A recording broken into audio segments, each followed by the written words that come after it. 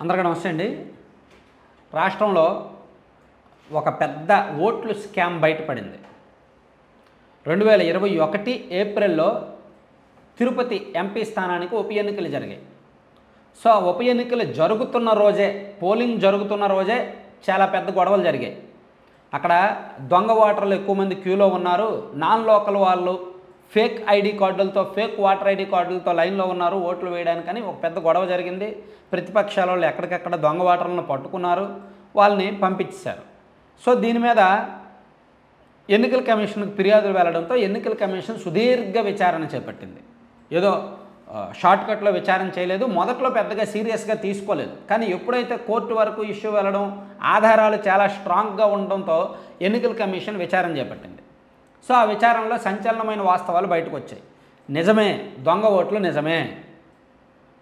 ఒక అధికారి ఈసీ వెబ్సైట్లోకి లాగిన్ అయ్యి ఓటర్ ఐడి కార్డులను డౌన్లోడ్ చేసుకొని దాని మీద ఫోటోలు, పేర్లు మార్చేసి ఇతర ప్రాంతాల వాళ్ళకి ఆ ఫేక్ ఐడి కార్డులు ఇచ్చి ఫేక్ ఓట్లు వేయించారు. దానికి అక్కడున్న సిబ్బంది అందరూ సహకరించారు అనేది ఎన్నికల కమిషన్ నిర్ధారించుకొని దానికి కారణమైన ఎలక్షన్ ఆఫీసర్ ఎవరు, కలెక్టర్ గారిని సస్పెండ్ చేశారు ఒక 15 రోజుల కిందట. అలాగే మరో అధికారిని సస్పెండ్ చేశారు. ఎవరైతే ఈ డౌన్లోడ్ చేసుకున్నారో, మిస్యూజ్ చేశారో ఆయన్ని సస్పెండ్ చేశారు. అలాగే దీనికి సహకరించిన పోలీసుల్ని సస్పెండ్ చేశారు. ఈ కేసును పక్కదారి పట్టించిన పోలీసుల్ని నిన్న సస్పెండ్ చేశారు. సో ఓవరాల్గా ఒక ఎంపీ స్థానానికి జరిగిన ఉప ఎన్నికలో దొంగ ఓట్లు పడ్డాయి అనేది ఎన్నికల కమిషన్ ధృవీకరించుకొని, ఆధారాలను నమ్మి, ఎంక్వైరీ చేసి, రిపోర్ట్ తీసుకొని 1కి 2 సార్లు క్రాస్ చెక్ చేసుకొని ఎవరి పాత్ర ఏమిటి అనేది నిర్ధారించుకొని యాక్షన్ తీసుకుంది. సో ఇది రాజకీయ కోణంలో జరగల, ఇది ప్యూర్లీ తప్పు జరిగినట్టే లెక్క. ఎన్నికల కమిషన్ స్పందించింది ఇంత సీరియస్గా ఉందంటే తప్పు జరిగినట్టే లెక్క. సో మరి ఈ తప్పులు ఈసీ చూస్తూ ఊరుకోదుగా. అలాగే ఆంధ్రప్రదేశ్లో ఓటర్ల జాబితాల మీద చాలా ఫిర్యాదులు కేంద్ర ఎన్నికల సంఘానికి వెళ్ళాయి.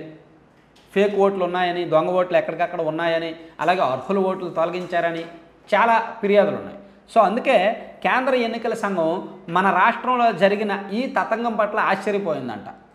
వాళ్ళు ఇదేంటి ఆంధ్రప్రదేశ్లో ఇంత దారుణంగా ఉంది అని చెప్పి ఆల్రెడీ లాస్ట్ మంత్ ఒకసారి వచ్చి 2 డేస్ పాటు ఎంక్వైరీ చేసి జిల్లాల కలెక్టర్లు, ఎస్పీలు అందరితో రివ్యూ చేశారు. సో ఇప్పుడు మరోసారి వచ్చే ఆలోచనతో ఉన్నారు. మళ్ళీ కేంద్ర ఎన్నికల సంఘం దగ్గర చాలా ఫిర్యాదులు పెండింగ్లో ఉన్నాయి. నియోజకవర్గాల వారీగా ఇప్పుడు ఉరవకొండ నియోజకవర్గం, కుప్పం నియోజకవర్గం, విశాఖ తూర్పు, పర్చూరు లాంటి నియోజకవర్గాల్లో అర్హుల ఓట్లు తొలగించారు, అనర్హుల ఓట్లు ఎక్కించారు. సో వీటన్నిటి మీద ఆధారాలతో సహా ఆల్రెడీ ఎన్నికల కమిషన్కి ఫిర్యాదులు వెళ్ళాయి, కోర్టుల్లో పిటిషన్లు పెండింగ్లో ఉన్నాయి. సో అందుకే వీటన్నిటి మీద ఎంక్వైరీ చేయడానికి కేంద్ర ఎన్నికల సంఘం ఒక స్పెషల్ టీమ్ని అపాయింట్ చేసి ఆంధ్రప్రదేశ్కు పంపించబోతున్నారు అనేది తాజాగా వినిపిస్తున్న వార్త. ఎందుకంటే ఈసీ నమ్మింది ఆంధ్రప్రదేశ్లో అక్రమాలు జరిగాయి, ఆంధ్రప్రదేశ్లో తిరుపతి ఉప ఎన్నికలో అక్రమాలు జరిగాయి కాబట్టి నిజంగానే చాలా నియోజకవర్గాల్లో ఇటువంటి అక్రమాలు జరిగే అవకాశం ఉంది. సో మన దగ్గరకు వచ్చిన ఫిర్యాదులు అన్నీ కూడా ఒకసారి విచారణ చేస్తే ఎన్ని అక్రమాలు బయటపడతాయో అని చూసుకొని ఒక టీంని పంపించడానికి అయితే రెడీ అవుతున్నారు. అయితే ఇది ఆల్రెడీ ఫిబ్రవరి 12వ తేదీ వచ్చింది. ఇంకా పెద్దగా టైం లేదు. ముసాయిదా ఓటర్ల జాబితా కూడా ప్రకటించారు. ఏప్రిల్లో పోలింగ్ ఉంటుంది, అంటే ఇంకో 2 నెలల్లో ఎలక్షన్స్ ఉన్నాయి, పోలింగ్ జరగబోతోంది. మరి ఈ టైంలో కేంద్ర ఎన్నికల సంఘం వచ్చి ఏం ఎంక్వైరీ చేస్తారు, ఏం చేస్తారు, ఎంతమందిని తొలగిస్తారు? అలా అయితే ఎన్నికలు వాయిదా వేయాలి. ఎన్నికలు వాయిదా వేసేంత సీన్ లేదు కాబట్టి, అది జరగని పని కాబట్టి, సో ఇంటర్నల్గా ఏదో ఒక 2-3 నియోజకవర్గాల్లో శాంపిల్స్ పరిశీలించి ప్రక్షాళన చేస్తే మిగిలిన చోట్ల అధికారులు అలర్ట్ అవుతారు, భయపడతారు అని ఈసీ నమ్ముతోందనమాట. సో అందుకే కొన్ని నియోజకవర్గాల అంశంలో కొంచెం సీరియస్గా తీసుకునే అవకాశం ఉంది. ఆల్రెడీ మన రాష్ట్ర ఎన్నికల ప్రధాన అధికారితో కూడా సెంట్రల్ ఈసీ సభ్యులు మాట్లాడుతున్నారు. ఆంధ్రప్రదేశ్లో ఎన్నికల విషయంలో కొంచెం స్పెషల్ కేర్ తీసుకోవాలని ఆల్రెడీ ఈసీ నిర్ణయం తీసుకుంది.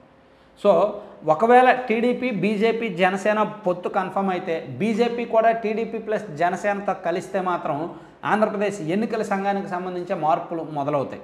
చాలామంది ఎస్పీలు, చాలామంది కలెక్టర్లు బదిలీ అవుతారు, కొంతమంది మీద ఇంకా సీరియస్ యాక్షన్స్ ఉంటాయి. అలాగే ఎన్నికల కమిషన్ స్టాఫ్లో కూడా మార్చే అవకాశం ఉంది అంటున్నారు. అవన్నీ కూడా వ్యవస్థలో మార్పుల భాగం. సో ఎప్పుడైతే బీజేపీ వీళ్ళతో కలుస్తుందో ఇవన్నీ జరుగుతాయి. ఫస్ట్ స్టెప్ జరిగేదైతే అదే. Thank you.